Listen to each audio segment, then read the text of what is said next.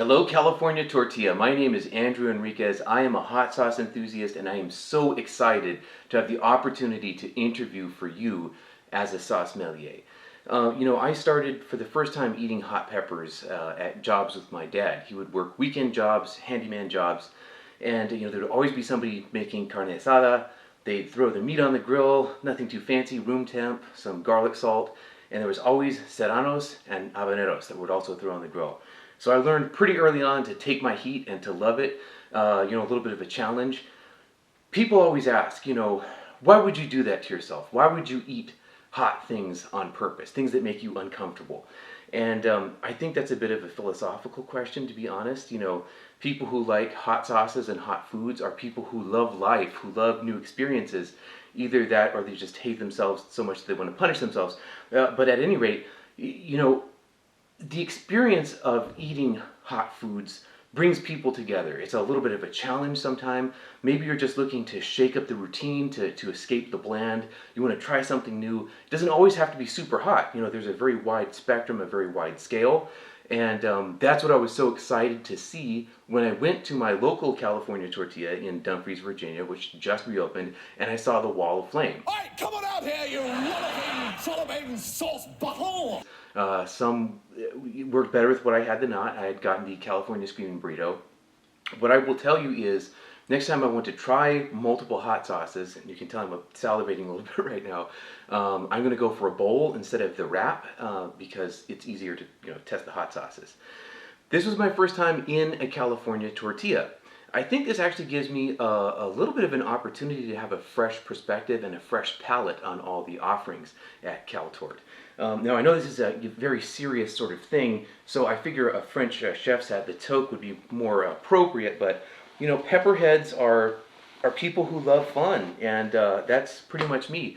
Whenever I've seen a hot sauce challenge, hot wings, something along those lines, I've entered and usually gotten a t-shirt. I've got a few things here myself, of course. You've got your classic, you've got your Cholula, a little light on offerings right now. Start with the sort of more fruity flavors, your Blackberry Worship, the Deicide Habanero hot sauce. You've got some standard Scotch Bonnet. You've got some Carolina Reaper. This is a fun smoky sauce. And you've got some Tropical Pepperco Ghost Pepper Jolokia. So classic stuff there. I've recently started making my own hot sauces. I don't actually have any on display today because I finished them all, but I do have this pepper jelly. So that's fun as well. An important thing about being a saucemelier, however, is not just having hot sauces. It's knowing which hot sauce is the correct sauce. Obviously, your Cholula, perfect on something like a chili verde. If you're going to really just amp up heat with anything ghost pepper, you can't go wrong with it. Appropriate use of hot sauce is important, however, which is why when I wanted to make some lomo saltado, I knew I needed that ají amarillo, which is actually the appropriate yellow hot pepper sauce. Now, a big passion of mine is Chinese cuisine. Actually, my first job was in a Chinese restaurant, and I subsequently studied Chinese language and culture and cuisine in China.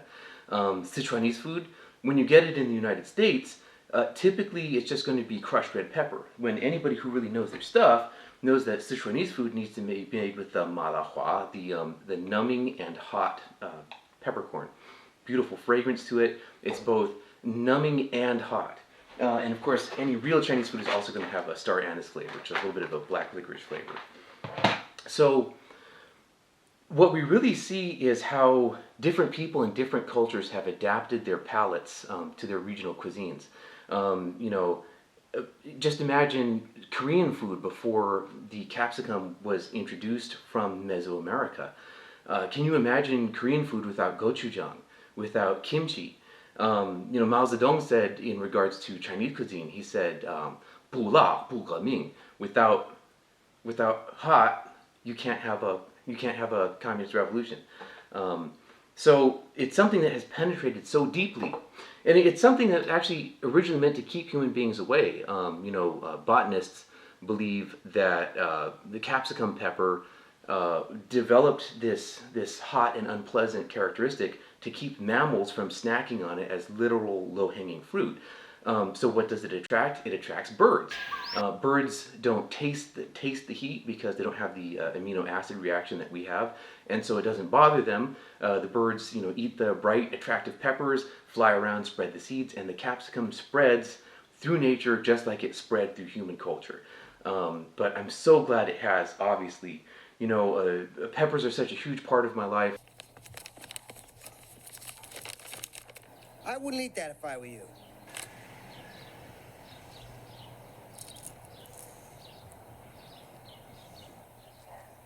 I actually wrote a screenplay called Ghost Pepper about an abnormally large, murderous ghost pepper with the spirit of an Aztec god in it.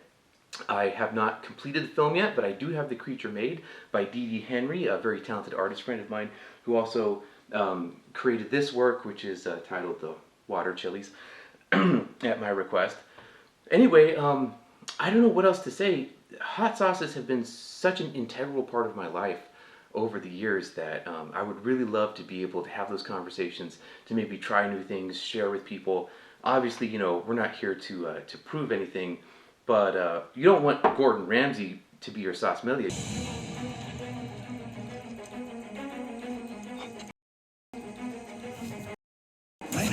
Because you need somebody who can really hang with the best of them. So, California Tortilla. Absolutely great pleasure to interview with you, to introduce myself to you. My name is Andrew Enriquez. I'd love to be your Saucemelier. Happy holidays.